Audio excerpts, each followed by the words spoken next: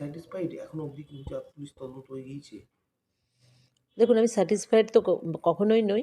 আমি শেষটা দেখতে চাইছি যে আরও কারা কারা আছে। কারণ এটা খালি যে এই যারা এখন সামনে এসেছে তারাই শুধু আছে, না আরও এর সাথে কেউ কেউ আছে। কারণ ঘটনার যে নৃশংসতা, সেটা প্রত্যেকটি মানুষকে এবং আমাকেও ইভেন, আমি রাজনীতি করা মেয়ে, সাথে সাথে আমি একজন অ্যাডভোকেটও, আমি খুব বুঝতে পারছি ভালো করেই যে এটাতে আরও মানুষ যুক্ত আছে।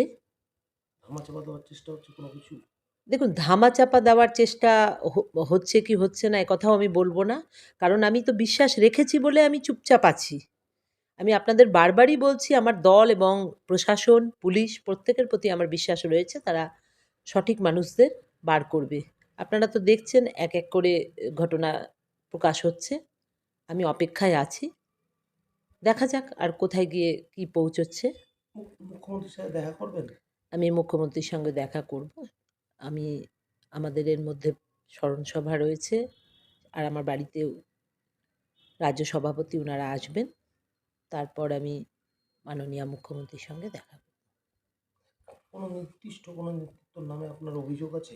দেখুন, আমার যা অভিযোগ সেটা আমি, যদি আমায় পুলিশ জিজ্ঞেস করে আমি বলব। আমার নেত্রীকে আমি বলব। তার বাইরে আমি ক্যামেরার সামনে কিছু বলতে